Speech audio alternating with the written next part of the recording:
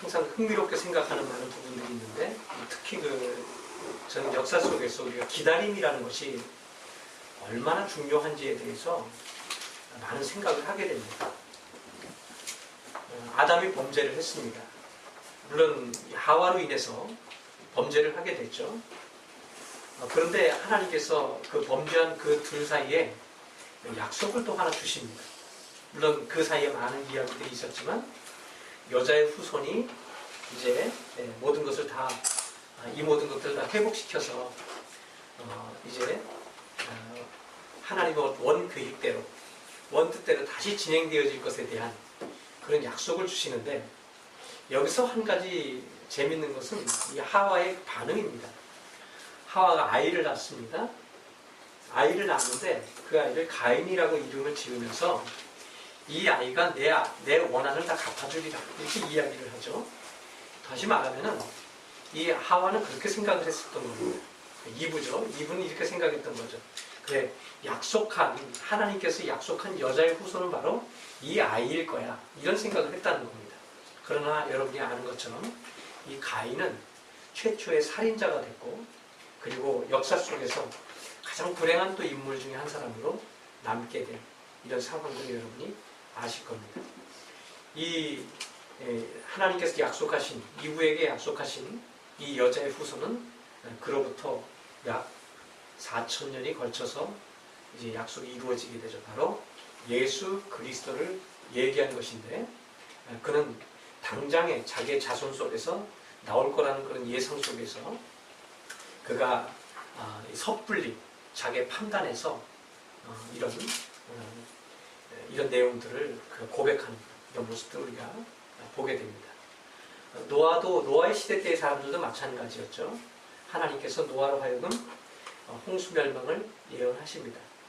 그런데 사람들은 그것에 대해서 별로 그렇게 깊이 생각하지 않았을 겁니다. 근데 저는 더 많이 생각하는 것은 이 노아의 반응이라고 생각합니다. 이 노아라고 하는 이 사람이 120년간을 준비를 합니다. 그러니까 생각해 보십시오. 곧 멸망할 거야, 이렇게 약속을 하지 않았습니까? 근데 그거를 120년 동안 계속 하고 있는 겁니다. 자, 그 기다림이라는 것이 사실 1년, 2년도 아니고 120년의 기다림이라는 것이 얼마나 지루했을까? 그리고 얼마나 많은 마음속에, 그 내면에 얼마나 많은 갈등이 있었을까 하는 생각도 해봅니다. 사람인데, 우리가 동일한 성정을 가진 사람인데 110년 딱 후에 올 거야, 이 멸망이 올 거야가 아니라 그냥 지으라는 겁니다. 그리고 120년 동안 아무 생각 없이 그걸 짓고 있었고, 저는 사람들 그렇게 생각합니다. 120년 동안 차곡차곡 잘 준비해서 120년에 배가 딱 완성이 됐을 때 멸망했다, 이렇게 생각하는 사람도 있겠지만 저는 꼭 그렇다고만 생각하지는 않습니다. 그는 1년 후에 될 수도 있고 2년 후에 될 수도 있고, 지어놓고 120년 동안 있을 수도 있을 그런 상황이 있었을 수도 있을 거라고 생각합니다. 왜냐하면 성경 어디에도 그런 내용은 기록되어 있지 않습니다. 여하튼 중요한 사실은 그 약속을 받은 이후에 120년 동안 그거를 준비했었다는 거죠. 그는 그 기다림의 순간 속에서 많은 지루함과 또 인내와 의심과 이런 많은 것들이 그 안에서 있었을 거라고 보는 겁니다. 과연 멸망하기는 할까? 저 사람들의 근친상간을 비롯해서 소심한 음란과 부패와 타락함과 살인과 이런 온갖 범죄들이 난무하는 이런 상황 속에서 왜 저들을 빨리 멸망시키지 않는 거야? 당장 다 죽였으면 좋겠는데 하면서 그는 120년 동안을 고민하고 괴로워하고 이렇게 보냈을 거라고 보는 겁니다. 그리고 120년이 지난 어느 날 하나님께서는 멸망을 시켰다는 거죠. 그 120년은 굉장히 인생에 있어서 중요한 기다림이었다고 생각을 합니다. 모세 때에도 마찬가지였습니다. 그들은 많은 고통을 받았습니다. 너무너무 힘들어했죠. 파라오의 그 폭정에 못 이겨서 고통스러워했습니다. 빨리 일꾼을 보내주세요. 그 여론이라는 것이 무시 못할 정도로 굉장했습니다. 빨리 하나님, 우리를 구원해 주세요. 빨리 우리를 도와주세요. 이런 소리를 들었던 한 사람이 있었죠. 바로 모세라는 사람입니다. 그래, 나는 잘 준비된 사람이야. 나는 이집트의 왕궁에서 40년 동안을 잘 준비했어. 그리고 백성들은 저렇게 아주 원성이 심해. 이 시대의 지도자가 될 만한 사람이 나밖에 없어. 내가 바로 이 백성들, 이 히브리 백성들을 이끌어낼 지도자가 될 수 있고 자격이 충분하고 그리고 나는 이끌어낼 수 있을 거야. 이런 생각을 가지고 그는 백성들 앞에 다가갑니다. 그러나 하나님은 그를 허락하지 않죠. 오히려 그를 광야로 보내버리십니다. 그리고 누구도 이제 기대하지 않습니다. 누구도 기다리지도 않습니다. 모세 자신도 자기가 하나님의 종으로서 히브리 백성들을 이끌어낼 거라는 기대를 하지 않고 있습니다. 아무도. 지치고 지쳐서 모두가 다 그래 우리는 노예로 여기서 평생 살다가 죽을 거야. 이런 어떤 마음이 들게 됐을 때 우리 하나님은 모세를 부르셔서 그를 다시 이집트 땅으로 보내셔서 히브리 사람들을 그곳에서 이끌어내십니다. 그들이 그곳에서 고통받는 기간 동안이 약 400여 년이라고 얘기하죠. 400년 혹은 430년 얘기합니다. 어쨌든 400년이라는 그 긴 세월 동안 그 노예 생활에 가까운 생활들을 하면서 그들이 기다리고 기다렸던 그 한 사람을 만나게 되는데 그들이 이런 기다림이 없었더라면 그들은 여전히 그들과 섞여 살면서 특별한 하나님의 백성으로 살 수 없는 이런 사람이 될 수가 있었겠죠.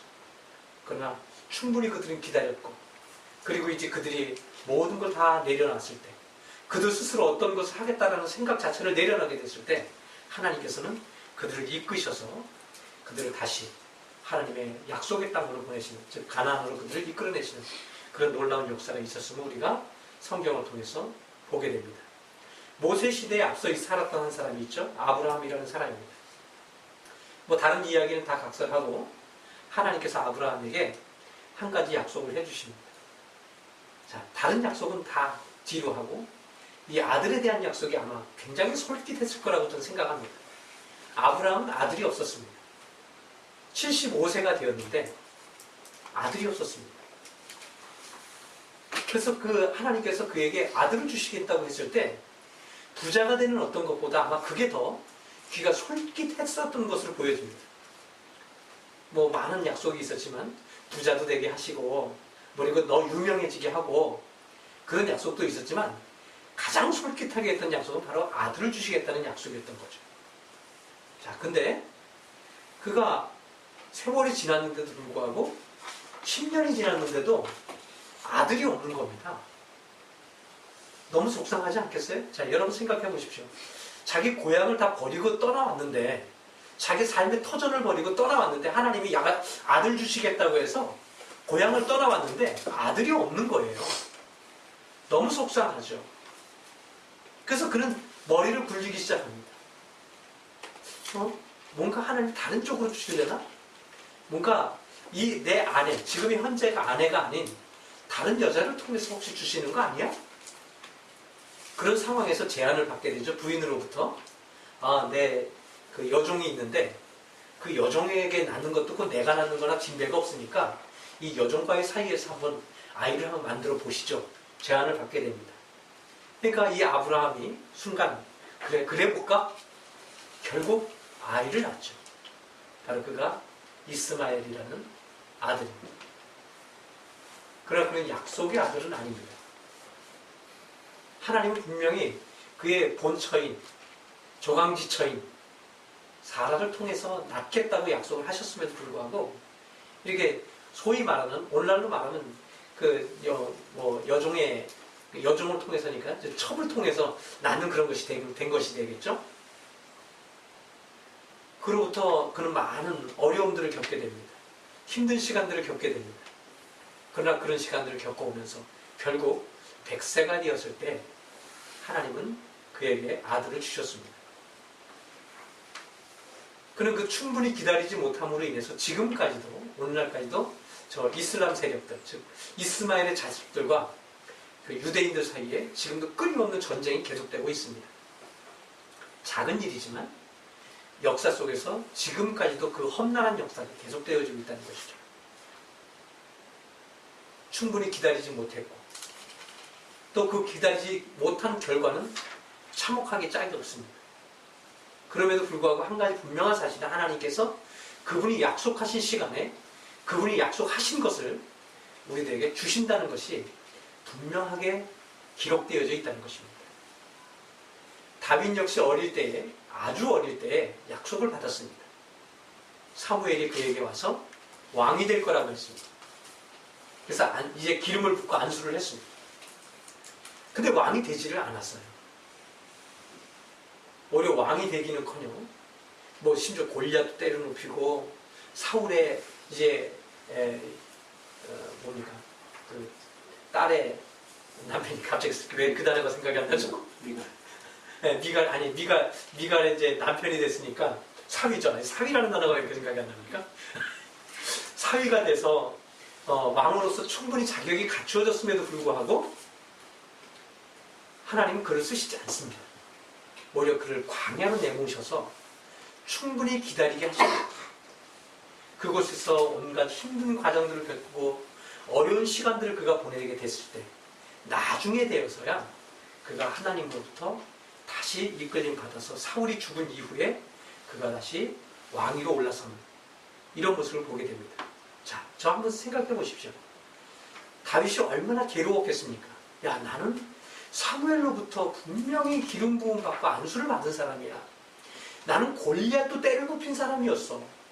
나는 한때 미갈의 남편이기도 해. 즉 사울 왕의 사위이기도 해. 사울 왕은 지금 후계를 이을 사람이 없는데 유일하게 내가 후계를 이을 사람이기도 해. 그런 모든 부분에 있어서 완벽한 사람이었던 겁니다. 하나님이 근데 그를 왕으로 세우시지 않는 거예요.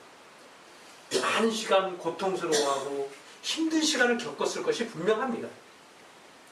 그럼에도 불구하고 그는 끊임없이 기다리고 또 기다렸다는 거예요. 하나님께서 자신을 붙들고 계시다는 것을 기다리고 있었다는 거죠. 결국 하나님께서 때가 되었을 때 그를 다시 부르셔서 그가 다시 왕이 되는 이런 과정들을 그에게 보여주고 계십니다. 그 외에도 수없이 많이 있습니다. 예수님을 들어볼까요? 자, 우리는 생각해 볼 때 예수님이 하나님의 아들이신데 그냥 하나님이 그냥 오셔서 바로 왕이 되실 수도 있을 겁니다. 근데 굳이 이 마리아의 몸에 잉태하셔서 육신의 몸으로 나오셔서 그리고 나오시는 것까지도 괜찮습니다. 한 20세만 되면 성인이 이미 되잖아요. 뭐 유대인은 뭐 16세 뭐 이 정도는 벌써 성인 대접을 하잖아요. 근데 20세 정도만 돼도 되는데 굳이 30년 동안이라는 긴 기간 동안 충분한 준비 시간을 갖습니다. 아무런 행적도 보이시지 않습니다. 물론 외경이나 이런 데서 보면은 예수님이 이렇게 하셨다는 걸 추정하거나 짐작해서 쓴 그런 기록들이 많이 있지만 우리가 그것을 신뢰하지는 않습니다. 어쨌든 그게 사실이라 하더라도 우리는 오늘날 성경 안에서 예수님의 그 행적에 대해서 그렇게 중요하게 생각하지 않는다는 겁니다. 왜?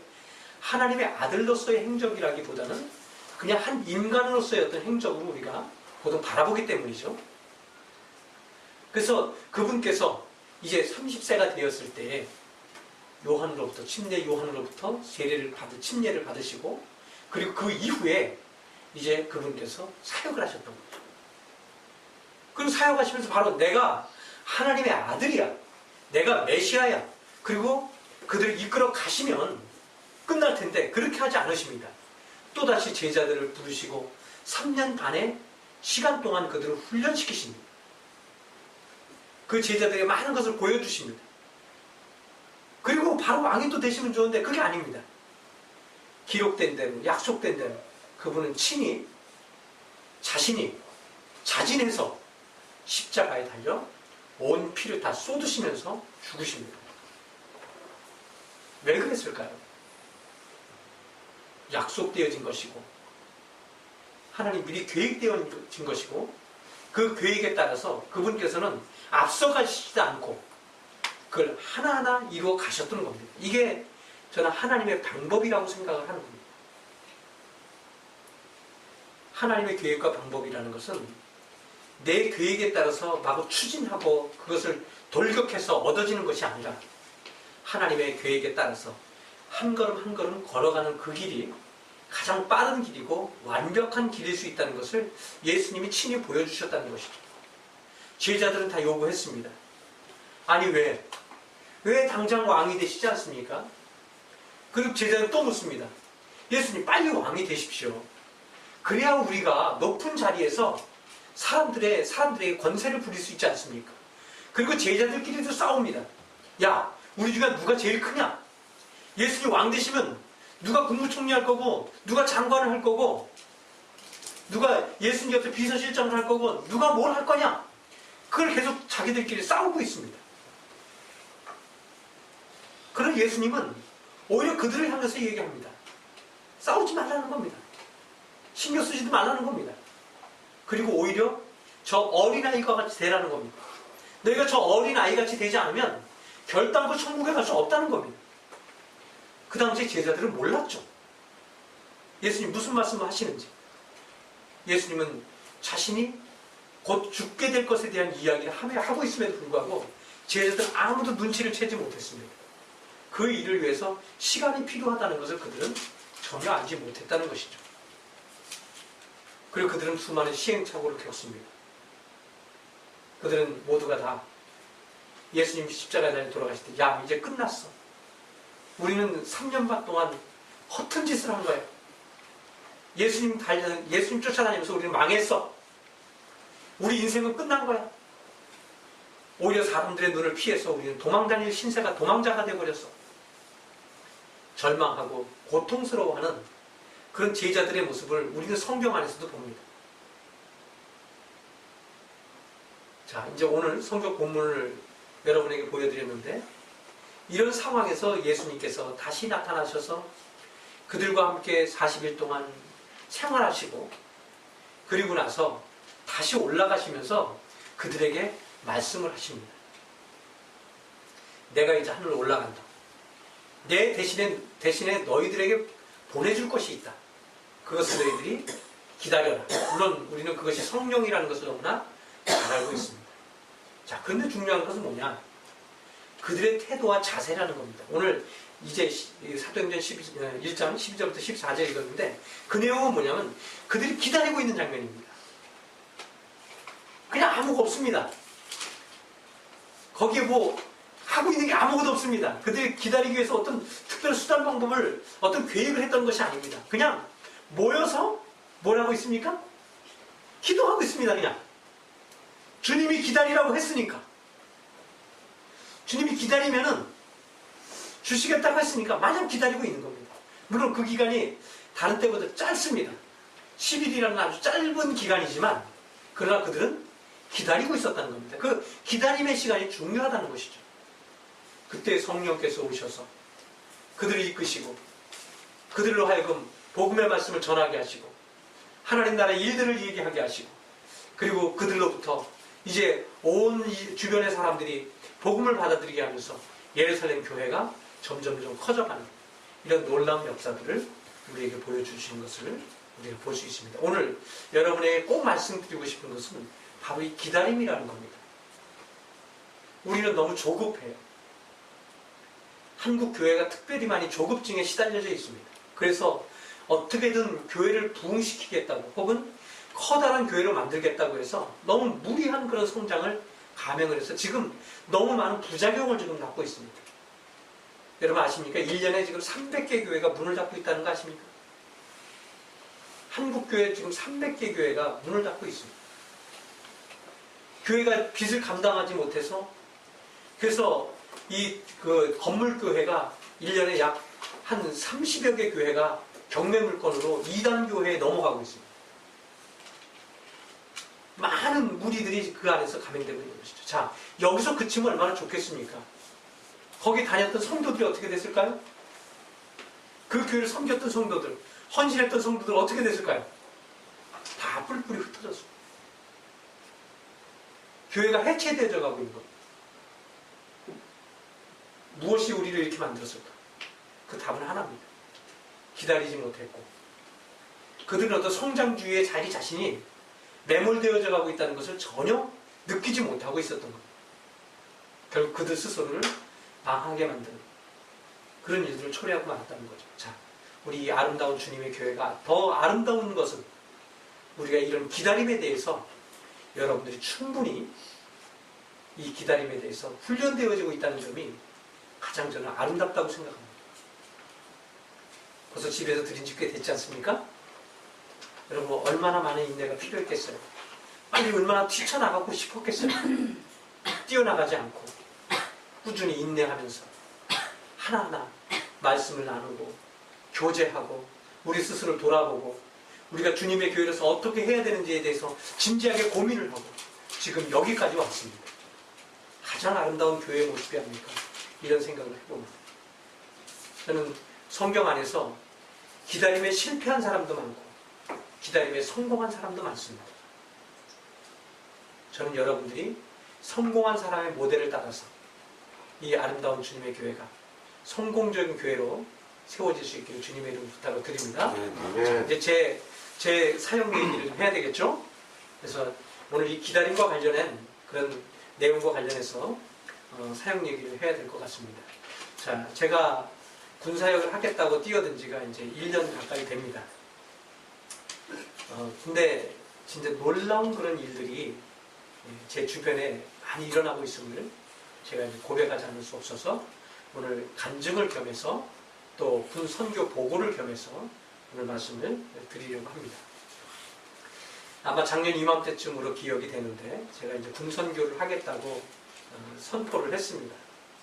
그리고 우리 이병숙 목사님 지금 계시지만 이병숙 목사님과 상의를 해서 이병숙 목사님께서 이제 인천의 교회에 할 수 있으면 계속 했으면 좋겠다는 제안 드리고 저는 군선교 사역의 현장에 가면서 우리 가족을 거기에 놔두고 저만 이제 군선교 현장을 다니기도 했습니다. 그러던 도중에 이제 3월부터 교육이 있어서 4월부터군요. 4월부터 교육이 있어서 군설교연합에서 교육을 시작했습니다.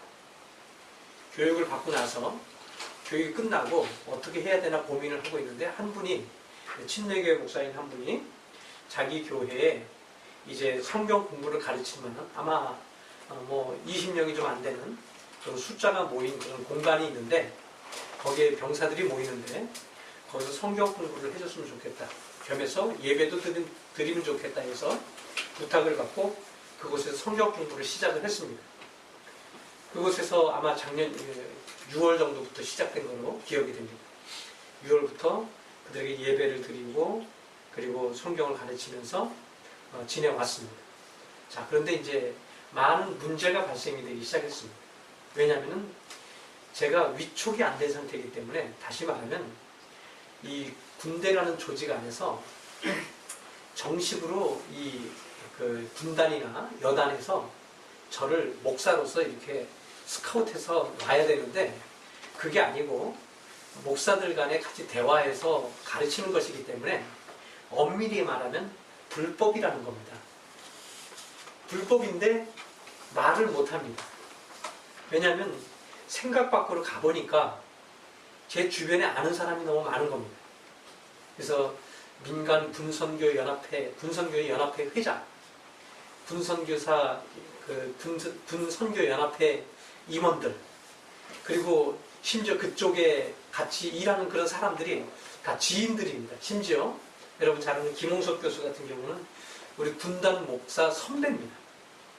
그러니까 이런 막강한 사람들이 주변에 있다 보니까 딱 대놓고 가라 마라를 얘기를 못하는 겁니다. 당장 당신 여기서 그만 성경 가르치지 마세요라고 얘기하고 싶은데 이 주변의 사람들이 상처받을 거 생각하고 자기들이 또 오히려 곤란에 처해질까봐 끙끙 앓고만 있는 겁니다. 그렇게 저는 그걸 몰랐어요. 최근에 아는 겁니다. 그래서 저는 그냥 성경 가르치는 데 아무런 문제가 없으니까 가서 성경을 가르치고 예배를 드리면서 이 아이들하고 이제 상담하고 이런 일들은 이제 6개월 가까이를 해온 겁니다. 근데 드디어 이제 작년 말, 지난달이죠. 지난달에 이 문제에 대해서 이제 드디어 드러내기 시작했습니다. 왜냐하면 위촉을 해야 되는데 모든 목회자를 다 위촉을 해야 되는데 이 문제를 가지고 분단 목사와 사단 목사들이 다 모였습니다. 회의를 해서 어떻게 할 거냐 해가지고 결정을 내렸습니다. 무조건 자기들의 허락 없이는 누구도 가르칠 수 없게 하자. 결정을 했습니다. 근데 이런 상황에서 무슨 문제가 발생이 됐냐면 제가 사역했었던 대대에 그 연대 그 교회를 목회하셨던 저를 소개했던 그 침례교회 목사가 갑자기 사임을 한 겁니다. 사임을 하면서 저한테 제안을 한 거예요. 저희 교회에 와서 사역을 하십시오. 이렇게 제안을 한 거예요. 그래서 사역하실 수 있겠습니까? 그래서 한번 그냥 저는 그 하나님께서 가르칠 수 있는 공간만 있으면 얼마든지 가서 사역을 할 수 있습니다. 이렇게 얘기를 하고 그 둘이 서로 입을 맞춰서 저는 이게 허락받는 이런 부분은 생각지도 못했고요. 그래서 그냥 그분이 그 이렇게 와서 사역을 하게 이렇게 자리를 만들어 우리 민간인 교회들은 그러잖아요. 목회자들이 얘기가 되고 교회 그 이제 장로급 사람들이 그냥 사인만 하면 끝나잖아요. 그래서 이미 그 우리 포병 단장인데 연대장이라고 할 수 있죠. 연대장이 이미 저하고 상견례도 끝나고 다 이제 결제가 끝난 거예요. 한마디로 얘기하면. 그래서 가기만 하면 되는 줄 알았는데 갑자기 저쪽에서 이제 그 문제를 걸어온 겁니다. 이 위쪽에 이제 그 계급단 분단 참모 목사와 여단 참모 목사가 문제를 걸어온 겁니다. 목사님 못 가십니다. 이렇게 된 겁니다. 그래갖고 그래요? 뭐가 문제냐? 그랬더니 일단 위촉이 안 되고 그 부대에서 분단에서 정식으로 당신을 세우지 않았기 때문에 부임하는 걸 힘들겠습니다. 지금 있는 데 말고는 그쪽으로 가지는 못합니다. 이런 얘기가 되기 시작한 거예요. 그래서 이제 큰일 났죠. 이제 이미 다 내부적인 결정이 다 끝났는데 큰일 났죠. 그래서 자 그러면 이제부터 어떻게 하면 되느냐? 그랬더니 정식으로 처음부터 절차를 다 밟아주세요. 이런 얘기를 하는 거예요. 그래서 이제 그래요? 그럼 그렇게 하시죠. 처음부터 하시죠. 했어요.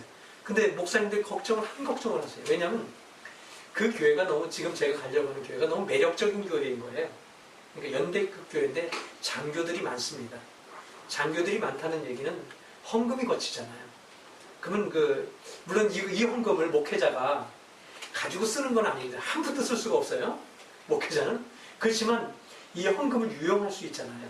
여유 있게 군사역에 여유 있게 쓸 수가 있기 때문에 목회자가 아무래도 들어가는 돈이 좀 덜 들어간다는 거예요. 지금 같은 경우는 저희들 사비를 털어서 특히 우리 제일 많이 희생하고 있는 우리 지혜 통장을 털어서 그래서 이 간식거리를 제공하고 이래 왔는데 거기는 이제 그럴 필요는 없는 거예요. 그러니까 간식을 스스로 다 조달을 하는 거예요. 그리고 이 부대에 들어가는 모든 경비나 이런 것이 헌금으로 다 유용이 되기 때문에 목회자가 가서 말씀만 전하면 되는 거죠. 그래서 특별히 돈이 들어갈 일이 별로 없는 거예요. 그래서 굉장히 매력적인 그런 교회인 거예요, 목회자가. 그래서 항상 줄을 섰대요. 그래서 지난 6월 달에 보니까 거기 들어가려고 5명의 목사가 대기하고 있는 거예요. 근데 요번에 여단 목사가 지난달에 저기를 한 거예요. 그러니까 처음부터 다시 하세요. 그럼 내가 이제 순위로 보면 6번째가 되는 거잖아요. 그래가지고 그냥 그렇게 하겠습니다. 내가 처음부터 기다리도록 하죠. 이래가지고 이제 서류를 준비해서 갔어요. 그래서 연락을 한 거예요. 그래서 놀라운 일이 발생이 됐어요. 그 놀라운 일이 뭐냐면 그 5명의 대기자가 다 빠져나갔어요. 다 그만두거나 다 민간인 교회로 가거나 해서 다 포기를 한 거예요. 그래갖고 12월 달에 제시했는데 1순위가 된 거예요. 그래갖고 군단에서 연락이 왔어요. 지금 서류를 내시면 거기 가는데 아무런 문제가 없습니다. 해가지고 이제 서류는 이제 1차가 된 거예요. 근데 이 사람들이 나에 대해서 굉장히 지금 나를 어떻게든 해야 되잖아요, 지금. 나는 몰랐는데 그분들은 굉장히 나에 대해서 지금 안 좋은 감정을 가지고 있었던 거죠. 저를 왜냐면 자꾸만 목사들이 와가지고 야, 이 목사 목회 하는데 너희들이 잘 도와줘야 돼. 막 이런 식으로 해가지고 위에서 자꾸만 압력이 내려온 상태라. 근데 약간 젊은 사람들이니까 아니 왜 우리가 저런 사람 말을 들어야 돼? 이래가지고 나를 이제 브레이크를 걸기 위해서 그랬는데 공교롭게 그 서류가 다 빠져나가고 1순위가 된 거예요. 그래갖고 없는 것을 하나 만들었어요. 그게 뭐냐면은 여러분이 목사 안수를 받을 때 우리가 오디네이션 보잖아요. 이 군단 역사상 최초로 인터뷰가 있었던 거예요. 군단 역사에서 그런 적이 한 번도 없었대요. 목사님 얘기 들어보니까. 그리고 지난 목요일 날 그 인터뷰를 한 겁니다. 그래서 인터뷰를 나만 할 수는 없잖아요. 그래서 공지를 보낸 거예요. 공지를 보내서 지금 그 목사로서 내년에 사역을 하길 원하는 사람은 인터뷰에 응하십시오 해가지고 공문을 보냈더니 나 같은 사람이 나 말고 5명이 더 있었던 거예요. 다른 부대에. 그래가지고 6명이 지난 목요일날 가서 인터뷰를 했습니다. 인터뷰를 했는데 그분들이 심각한 표정, 막상 보니까 좀 약간 그분들이 좀 그 생각보다 나이가 좀 있고, 그리고 보니까 그 자기들이 뭐 이렇게 제가 좀 약하게 생겼다고 판단이 됐던 모양이에요. 이렇게 좀 그 자기들 허락도 없이 막 하고 다니고 그냥 막무가내에 있는 사람으로 아마 생각했던 것 같죠. 그리고 워낙 위에서 이렇게 막 압력을 넣고 그러니까 뭔가 센 사람이지 않겠나 생각을 했던 것 같아요. 근데 막상 보니까 그렇게 느껴지질 않았던 것 같아요. 오히려 나중에는 친해졌습니다, 그분들하고. 그래서 그분들이 와서 이것저것 물어보기도 하고 부탁도 하고 이래서 자연스럽게 얘기도 하고 그랬는데, 그분들이 이제 지난 목요일날 이야기를 해서, 그래서 인터뷰를 해서 그분이 그 자리에서 그냥 승인해서 내년 이제 금년이죠. 요번 25일부터 정식으로 부임하는 것으로, 담임 목사를 부임하는 것으로 그 이제 최종 사인이 됐습니다. 그래서 이제 25일날, 이거 25일날 최종 결정이 돼서 다음 주에는 기존에 있던 목사님 송별 예배를 드려드리고, 그리고 이제 그 다음 주부터는 제가 담임 목사로서 그 교회에서 일하는 것으로 그렇게 이제 최종 사인이 됐습니다. 그래서 저는 기다림에 대해서 얘기를 했는데, 저는 주변의 사람들이 자꾸 무슨 얘기를 했냐면은 이 목사가 왜 거기 있냐. 그러니까 제가 생각하는 것보다 그분들이 저를 좀 좋게 봐줬어요, 많이. 그래서 왜 이 목사가 그 오랜 시간 목회한 사람이 왜 거기서 그렇게 있느냐. 거긴 사람도 없고 위축도 못 받고 이런 데서 왜 그렇게 있느냐. 우리 교회로 와라 해서 한 5-6군데 교회에서 저마다 자기 교회로 오라고 얘기를 했었는데, 저는 그렇게 하고 싶지 않습니다. 그냥 하나님께서 원하시는 대로 순리대로 그냥 가겠습니다라고 얘기를 했는데, 진짜 순리대로 됐어요. 그러니까 자연스럽게 갔는데, 오늘 이제 오면서 놀라운 얘기가 하나 이제 더 듣게 됐어요. 자, 부대가 2개가 됐잖아요. 근데 이 부대가 2개가 되면서 이 여담 목사하고 얘기를 했어요. 내가 이쪽으로 가게 되면 이 부대에 새로운 사역자가 와야 되는데 이걸 어떻게 하면 좋겠습니까? 했더니 이분이 목사님 2개를 다 하시든지 아니면 이 부대에 있는 사람들을 인근 교회로 보내셔야 됩니다. 이런 얘기를 하는 거예요. 근데 애들한테 물어봤죠. 인근 교회로 가는 것에 대해서 어떻게 생각하느냐 했더니 안 갑니다. 근데 뭐 하라고? 얘들이 왜냐면 지금 운동복 차림으로 와요, 예배를. 바로 그 숙소가 위에 있어요. 그 2층에서 예배드리러 그냥 집에서 이렇게 막 활동하던 운동복 차림으로 그냥 예배드리러 오는 거예요. 그러니까 크리스천이 아니에요, 참고로. 거기 교회 다녔던 애들이 3-4명밖에 안 돼요. 나머지 한 10-명은 다 교회 안 다녔던 애들이에요. 그러니까 그냥 집에서 그냥 그 숙소에서 입던 옷 그냥 그대로 입고 와서 예배를 드리는 거예요. 근데 만약에 이동을 하게 되면 상황이 달라지잖아요. 옷을 군복을 딱 갈아입고 가야 되잖아요. 귀찮은 거예요. 근데 이 예배라는 게 가도 되고 안 가도 되는 거거든요. 굳이 차를 타고 옆에 인근교회 그 차도 여러분이 아는 것처럼 이렇게 좋은 차가 아니고 그 뻥 뚫린 차일 가능성이 많은데, 트럭 같은데, 이거 추운데 달달 떨면서 그 예배를 가겠냐고요. 가봐야 3-4명 갈까 말까. 보다 신앙 좋은 애들. 근데 그런 애들조차도 목사님 그 방법은 안 좋은 방법 같습니다. 그 얘기를 하는 거예요. 그래서 이게 천사 하는 수 없이 내가 왔다 갔다 해야 되겠구나라고 좀 약간 좀 고민을 하고 있는데, 뜻밖의 거기 있는 어떤 아이가 목사님 상황이 어떻게 상황이 변할 것 같습니다라는 얘기를 하는 거예요. 그래서 왜 그랬더니 이게 결정된 건 아닌데 거의 이제 명령이 떨어졌대요. 일단 그 뭐냐면 이 대대가 다시 제가 있는 원래 연대 그 부대로 다시 들어가게 된다는 거예요. 그래서 여기는 이 부대는 완전히 폐쇄가 된다는 거예요. 이 부대는 폐쇄가 되고 그리고 다시 연대에 합쳐지게 된다는 거예요. 그래서 지금 군단장이 그 명령이 일단 떨어졌대요. 그래서 지금 준비 중에 있는데 결과는 어떻게 될지 모르지만 그렇게 될 가능성이 많다고 이렇게 얘기를 해요. 놀라운 일이 뭐냐면은 만약의 경우에 한번 생각해 보십시오. 이번 달이 지나면 저는 사역할 데가 없는 거예요. 그렇죠? 사역할 데가 없어진 거예요. 지금 이 아이들 한 20명 갖고 그냥 계속 예배드리고 성경을 가르쳤는데 이 상태가 그대로 만약에 그냥 갔으면 지금 기존의 목회자가 사표를 내지 않고 그냥 있으면 저는 갈 데가 없이 그냥 또 다른 데를 알아봐야 되는 거예요. 그리고 이 아이들을 어떻게 내가 두 군데를 어떻게 예배를 드리지? 거리가 40분이에요. 여기서 2부대 1부대 40분을 왔다 갔다 해야 돼요. 이걸 어떻게 해야 되지? 고민을 하고 있는데 그런 걱정도 줄어들고요.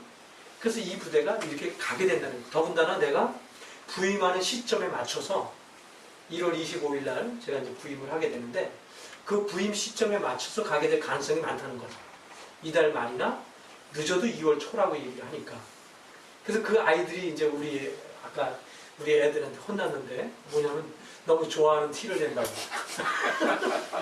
근데 저는 너무 행복하고 좋은 거예요. 야 진짜 잘해. 내가 너희들 때문에 얼마나 고민한지 몰라. 너희들 내가 두고 갈 수가 없어서 두 군데를 어떻게 해야 되지 그걸 고민을 하고 있었는데 합쳐진다니까 너무 감사한 거예요. 근데 이 아이들은 목사님 자기는 괴롭습니다. 왜? 여기 너무 천국 같은데 연대 들어가면 너무 괴롭습니다. 근데 이 천국 같은데 두고서 간다는 것이 자기들한테 너무 괴롭다는 거예요. 그래서 이제 다시 한번 얘기했죠. 여러분한테는 이게 지옥일지 모르지만 나는 굉장히 기분이 좋네요. 이런 얘기를 해줬죠.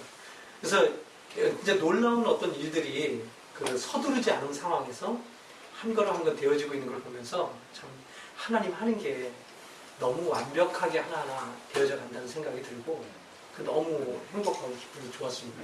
그래서 제가 물론 1년 동안 많은 일이 있었어요. 지난 1년 동안 진짜 많이 참았어야 됐고 저를 울컥하게 하는 게 너무 많았어요. 아시다시피 어떻게 보면 이 독립침례교회라는 교회는 굉장히 순수한 교회라고 할 수가 있어요. 그러니까 싸워도 성경 가지고 싸워. 네? 아시죠? 싸워도 성경 가지고 싸워. 그리고 서로 미워해도 성경 가지고 미워해. 어쨌든 뭐든지 성경이 기준이에요. 그 사람들이 이렇게 만나면은 순수해요. 그냥 막 열을 내다가도 성경의 기록이 이렇게 돼 있으면 끝나. 여기는 문제가 되지를 않아요.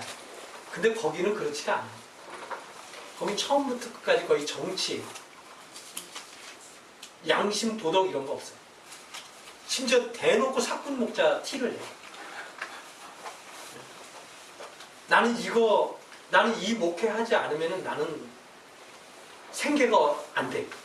난 그래서 굳이 이거를 붙들고 있어야 돼. 대부분한테 이렇게 얘기해요. 읍수를 해요. 저한테 와가지고 막 어떤 분은 그런 얘기를 하는 분이 있어요. 전화해가지고 이 목사 나 거기 이 목사가 이쪽 부대 가면 그 교회 놔주면 안 돼? 그래서 왜요? 그랬더니 나 먹고 살아야 돼. 내가 없으면 우리 가족 다 굶어 죽어. 근데 나는 살기 위해서 이 부대를 가야만 돼. 이런 얘기를 막 하는 거예요. 이해가 안 되죠. 저는 어떻게 이해하겠어요, 제가? 그래서 이건 제 권한이 아닙니다라고 얘기하기도 해주기도 하고 그러죠. 이런 게 너무 많았어요. 너무 그런 게 참기 힘들었어요, 사실. 화가 나기도 하고. 그런데 그런 분들하고 또 이렇게 있다 보니까 이제 제가 기도를 엄청나게 많이 해야 되겠다는 생각이 드는 거예요. 이렇게 여러분들 저를 위해서 기도 많이 해주셔야 됩니다. 이렇게 한 5년만 지나면 완전히 물들 것 같은 느낌이 딱 드는 거죠. 오늘 들으면 저는 그분보다 더 할 수도 있겠다는 생각이 드는 거예요. 그래서 주님 물들기 전에 그만두게 해주시고 할 수만 있으면 끝까지 물들지 않게 해주시옵소서. 물드는 순간에 저는 그만둬야 됩니다. 이렇게 기도하고 있습니다. 하여튼 하나님께서 너무 완전하게 잘 준비를 해주셔서 또 여러분이 기도를 많이 해주셔서 이 문제를 온전하고 또 즐겁게 지금 감당해내고 있습니다. 아무쪼록 여러분들이 앞으로도 저의 사역을 위해서 기도를 많이 해주시고 저 역시 마찬가지로 모든 관심이 지금 여기에 있습니다. 이 교회가 진짜 잘 훌륭하게 잘 성장을 해서 이제 이 한국 교회에 뭔가 이제 대안이 될 수 있는 이런 교회가 됐으면 좋겠다는 게 제 간절한 바람이고 소망이기도 합니다. 아멘. 비록 얘기가 좀 많이 길어졌는데요. 오랜만에 만나서 반가워서 그런 거라 생각하시고 아무쪼록 여러분들 우리 모두 행복하게 주님 앞에 설 때까지 즐거운 마음으로 같이 동행하면서 동역하면서 나아갈 수 있기를 소망합니다. 네. 기도하시죠. 하나님 고맙습니다. 이렇게 우리